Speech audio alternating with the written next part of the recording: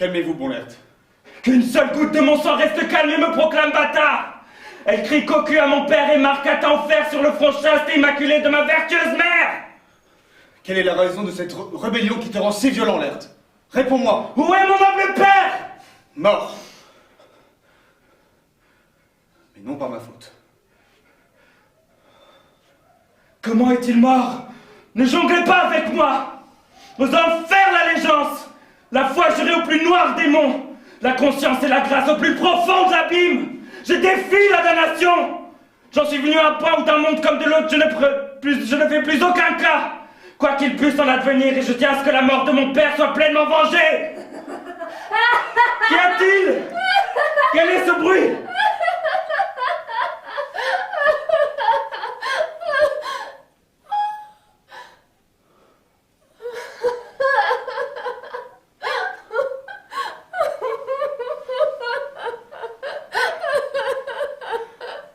Le feu dessèche mon cerveau.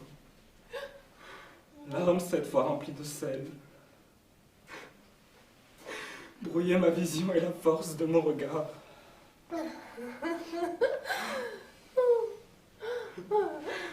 Ta folie sera payée si cher que sur la balance, fléau, la vengeance retournera le fléau. Oh, rose de mai, cher enfant, tendre sœur, douce Ophélie. Comment est-il possible que l'esprit d'un enfant soit aussi mortel que l'âme d'un vieillard? Ils ont mis son linceul en pierre. Et l'on l'allons l'air, et l'on l'allons l'air. Et sur sa tombe, bien des larmes coulèrent. Au revoir, ma colombe.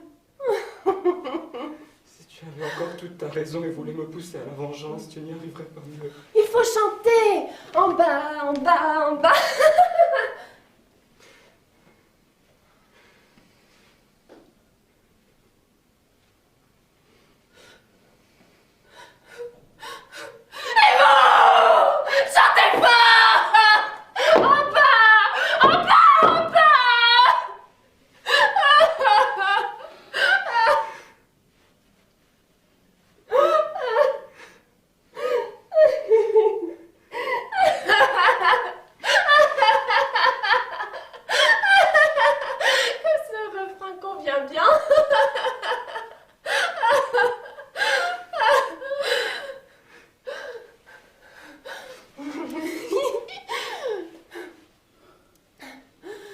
C'était le perfide intendant qui a volé la fille de son maître.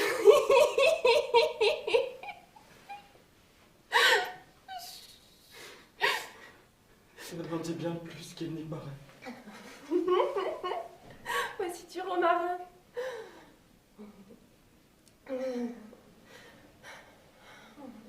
C'est pour le souvenir. Souvenez-vous bien, mon amour. Et voici des pensées. Là, c'est pour la pensée. Enseignement de folie qui de pensée et de souvenir ne fait qu'un. Voici du fenouil et des colombines.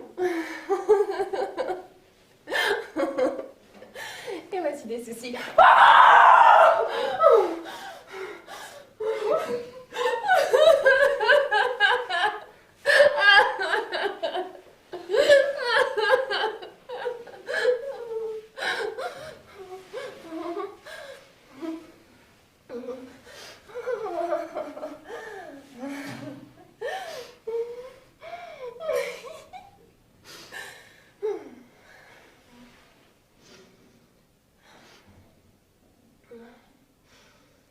Voici pour moi.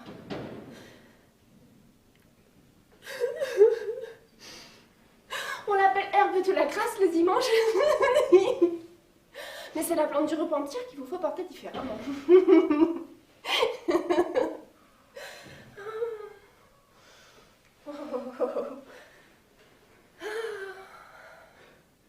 Voici une pâquerette.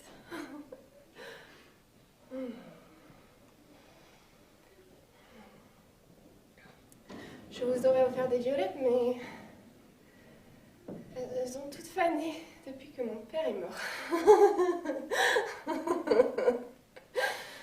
On dit qu'il a fait une bonne fin.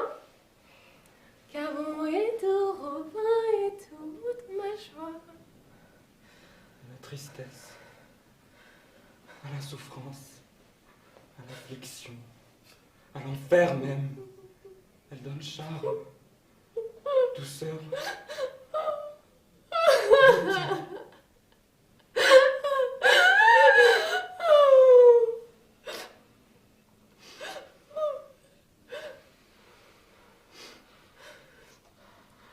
Jamais il ne reviendra.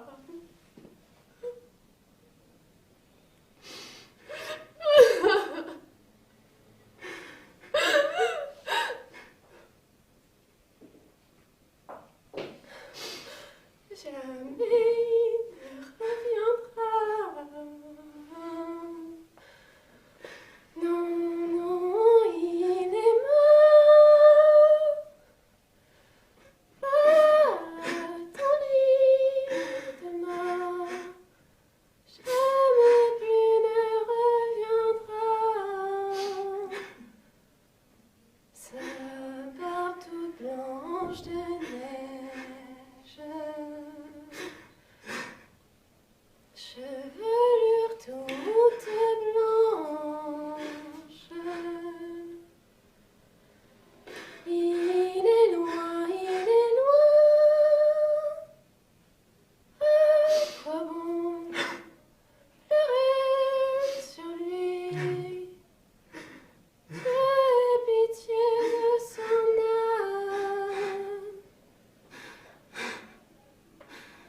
et de toutes les âmes chrétiennes. Je prie Dieu.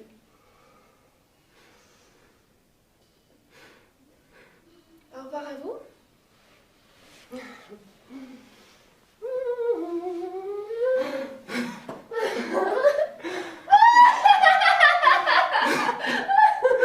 Oh ciel! Oh Dieu! Voyez-vous cela?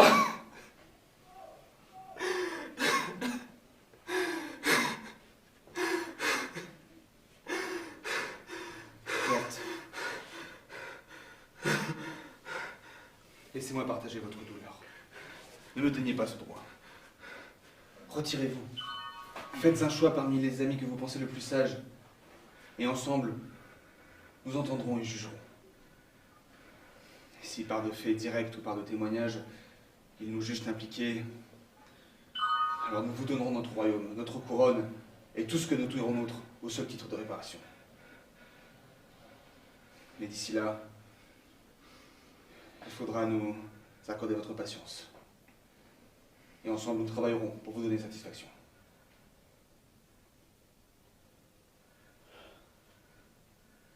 Qu'il en soit ainsi. L'étrange mort de mon père, ces obscures funérailles sans trophée ni armoiries sur sa dépouille, sans aucune cérémonie solennelle, tout cela me crie d'une voix qui va du ciel à la terre, qu'il faut que je trouve une explication. C'est ce que tu feras. Et là où le crime se trouve, que la grande hache tombe. Je t'en prie. Viens avec moi.